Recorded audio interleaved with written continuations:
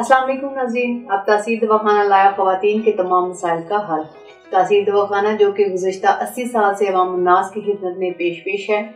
अब इसमें multiple departments मौजूद हैं, जिसमें फीमेल्स के लिए भी अलग से एक वुमेन हेल्थ इश्यूज के नाम से डिपार्टमेंट मौजूद है, जहां डॉक्टर तारिक महमूद तासीर की ज़ेरे निगरानी क्वालिफाइड लेडी हर्बलिस्ट जो कि एग्जेक्टिव BMS डॉक्टर्स फिजिशियन है और physiotherapy, cupping therapy, chiropractic adjustment में माहिर हैं और फीमेल का मुआयना खुद करती हैं और मुकम्मल तशखीस के बाद फीमेल के तमाम मसाइल को हल करने की जिम्मेदार हैं। तो नाज़रीन, आज हम डिस्कस करेंगे फीमेल डिजीज में प्री मैच्योर ओवेरियन फेलियर या फिर प्राइमरी ओवेरियन इनसफिशिएंसी। क्या आपके ओवरीज में अंडे नहीं बन रहे?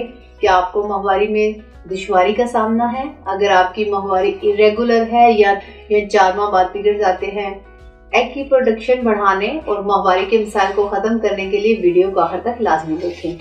अस्सलाम वालेकुम नाज़रीन, उम्मीद करती हूँ आप सब खैरियत से होंगे। नाज़रीन, आज मैं अपने प्रोग्राम में ख़वातीन के एक अहम मसले पर बात करूंगी, जिसे प्री मैच्योर ओवेरियन फेलियर या प्राइमरी ओवेरियन इनसफिशिएंसी कहते हैं। बहुत सी ख़वातीन इस मसले का शिकार होकर कंसीव करने में प्रॉब्लम का सामना करती हैं और बाज़ दफ़ा इस मसले की वजह से प्रेगनेंसी नहीं हो पाती। तो आज के प्रोग्राम में आपको बताऊंगी कि प्री मैच्योर ओवेरियन फेलियर क्या है, इसकी अलामात, वजूहात क्या हैं और बहुत सी ख़वातीन जानना चाहती हैं कि क्या इलाज से इस मर्ज को ख़त्म किया जा सकता है, या इसके अलावा और बहुत सी ख़वातीन के सवाल होते हैं कि क्या प्राइमरी ओवेरियन फेलियर के बावजूद प्रेगनेंसी हो सकती है या नहीं। इन तमाम सवालों के जवाब और POI से मुतालिक तमाम मालूमात आज के इस प्रोग्राम में शेयर करूंगी। प्रोग्राम शुरू करने से पहले मैं ख़वातीन को खास तौर पर कहूंगी, अपने किसी भी पेचीदा पोशीदा इमराज के मुतालिक मालूमात और रहनुमाई के लिए स्क्रीन पर दिए गए नंबर्स पर राब्ता कर सकती हैं। तो बढ़ते अपने प्रोग्राम की तरफ। नाज़रीन, सबसे पहले ये जानना जरूरी है कि प्राइमरी ओवेरियन फेलियर क्या है। नाज़रीन, ये जो POI है ये मेनोपॉज नहीं है। ये मेनोपॉज इसलिए नहीं क्योंकि मेनोपॉज में औरत के पीरियड्स बिल्कुल खत्म हो जाते हैं, उसके अंदर माँ बनने की सलाहियत बिल्कुल खत्म हो जाती है, क्योंकि औरत के ओवरीज के अंदर अंडे बिल्कुल नहीं बन रहे होते। जबकि प्राइमरी ओवेरियन फेलियर में औरत की जो ओवरीज हैं वो फंक्शंस नहीं कर रही होती, लेकिन औरत को पीरियड्स फिर भी आते हैं, माहवारी आती है, पीरियड्स इरेगुलर होते हैं और कुछ ओवरी साइकिल में अंडा भी बनता है और अंडा रिलीज भी होता है। ऐसी औरत के अंदर माँ बनने की सलाहियत होती है और औरत प्रेग्नेंट हो सकती है।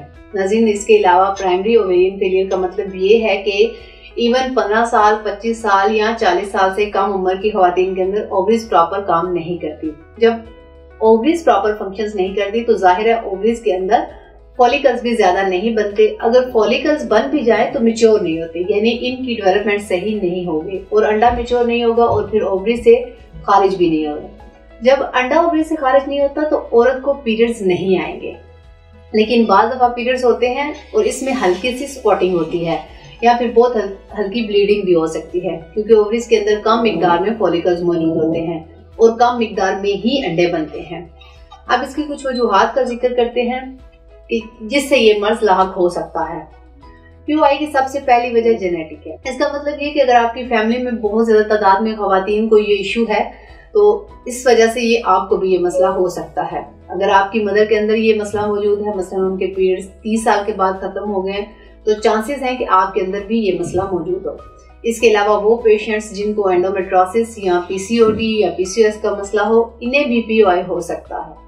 इसके अलावा वो ख़वातीन जिनकी ओवरीज के ऊपर सर्जरी हुई हो या जिनकी ट्यूब्स पर सर्जरी हुई हो, इनके अंदर भी कभी कभी ब्लड सप्लाई डैमेज हो जाती है, प्रॉपर सर्कुलेशन नहीं होती, जिसकी वजह से ओवरीज प्रॉपर फंक्शन नहीं करती और औरतों में प्राइमरी ओवेरियन फेलियर हो सकता है। और इसकी वजूहात में वो ख़वातीन भी शामिल है जिनका कैंसर का ट्रीटमेंट हुआ हो, इनकी कीमोथेरापी या रेडियोथेरापी हुई हो या इनको कोई और रेडिएशन मिली हो, इस वजह से औरतों को ये इशू हो सकता है। इसके अलावा टॉक्सिन, सिगरेट्स या पेस्टिसाइड्स वगैरह से भी ये प्रॉब्लम सामने आ सकती है। नाज़रीन, अब इसके अलामात के बारे में बात करें तो सबसे पहली अलामत ये है कि ख़वातीन को पीरियड्स नहीं आते।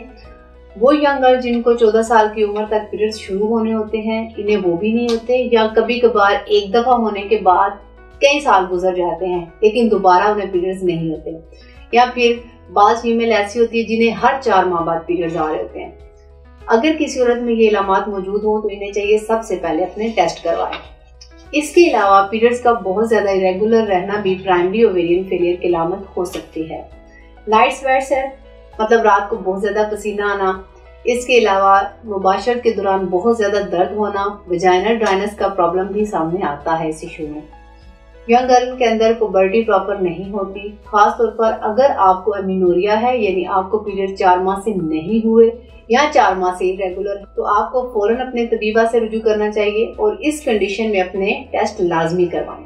इसके अलावा LH, FSH हार्मोन के बढ़ जाने से भी ये इशू सामने आ सकता है।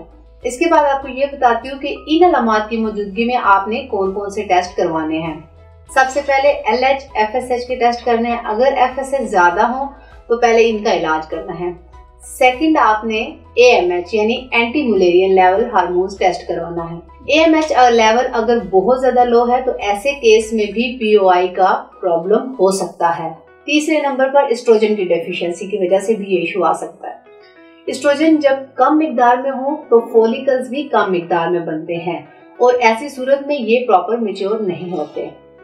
इसके साथ अगर एस्ट्रोजन का लेवल कम आएगा, दैट्स मीन कि टेस्टोस्टेरोन का लेवल भी कम आएगा, इसलिए टेस्टोस्टेरोन लेवल भी टेस्ट करवाना जरूरी है। आप अल्ट्रासाउंड भी करवा सकती हैं क्योंकि इससे भी पता चलता है कि दोनों ओवरीज में कितने फॉलिकल्स मौजूद हैं। अगर ये फॉलिकल्स कम मिकदार में हो तो ये भी POI की तशखीस करता है। नाज़रीन, इसके बाद एक बहुत अहम सवाल कि क्या इसका इलाज मुमकिन है। अब मैं इसके इलाज के बारे में बात करती हूँ। POI की तमाम वजूहात और इलामात को मद्देनजर रखते हुए तासीर दवाखाना के काबिल माहिरीन हुक्मा, डॉक्टर्स, लेडी डॉक्टर्स और फार्मासिस्ट ने हकीमों डॉक्टर तारिक महमूद तासीर की सरपरस्ती में मुख्तलिफ किस्म की जड़ी बूटियों पर तहकीक और रिसर्च के बाद प्राइमरी ओवेरियन फेलियर के लिए महफूज और कामयाब इलाज मुतारिफ करवाया। इस इलाज में शामिल कुदरती जड़ी बूटियां सबसे पहले हार्मोन्स को मुतवाजन करती है, LH, FSH की ज्यादती को कंट्रोल करके इन्हें एतदाल पर लाती हैं। इस इलाज में इन अद्वियात को शामिल किया गया है जो AMH यानी एंटी मुलेरियन हार्मोन की कम मिकदार को बढ़ाकर इसे नॉर्मल हालत में लाता है। तासीर दवाखाना का ये कामयाब और बेज़रर इलाज एमेनोरिया जैसे मसाइल से निजात दिलाकर औरत के पीरियड्स को रेगुलर करता है, जिससे माहवारी में हायल तमाम रुकावटें दूर हो जाती हैं और औरत को हर माह रेगुलर पीरियड्स आते हैं। ये हर्बल इलाज ओवरीज में मौजूद फॉलिकल्स की मिकदार को कुदरती तरीके से बढ़ाता है, जिससे माहवारी भी आती है और एग भी प्रॉपर रिलीज होते हैं और औरत की प्रेगनेंसी के चांसेस भी बढ़ जाते हैं।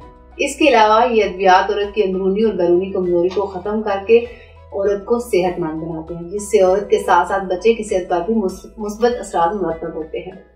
वो खवातीन जो तरह तरह की रेडिएशन के इस्तेमाल के बाद माँ बनने की सलाहियत खो चुकी हैं, वो एक दफा हर्बल तरीका इलाज जरूर इस्तेमाल करें। हर्बल तरीका इलाज ही वाहिद एक ऐसा इलाज है जिसके किसी भी तरह के कोई भी साइड इफेक्ट नहीं है। ये तमाम अद्वियात हर तरह के साइड इफेक्ट से पाक है। मैं तमाम खवातीन को कहूंगी कि हर्बल इलाज अपनाएं, अपने तमाम पेचीदा पोशीदा इमराज से छुटकारा हासिल करें और पुरसकून और खुशहाल जिंदगी बसर करें। इसके साथ साथ कुछ परहेज भी बताती हूँ। खाने में ताज़ा सब्जियां और फलों का इस्तेमाल करें। फास्ट फूड, तेज मसाले वाले खानों से परहेज करें। एहतियाती तदाबीर की बात की जाए तो इसमें सफाई का खास ख्याल रखें, स्ट्रेस से खुद को बचाएं, पुरसकून और खुशगवार माहौल में रहें। इसके मुतालिक मज़ीद मालूमात और रहनुमाई के लिए हमारा YouTube चैनल तासीर दवाखाना विजिट करें। किसी भी तरह की इंफॉर्मेशन के लिए स्क्रीन पर दिए गए नंबर्स पर कॉल करके तमाम फीमेल्स अपना मसला बता सकती हैं।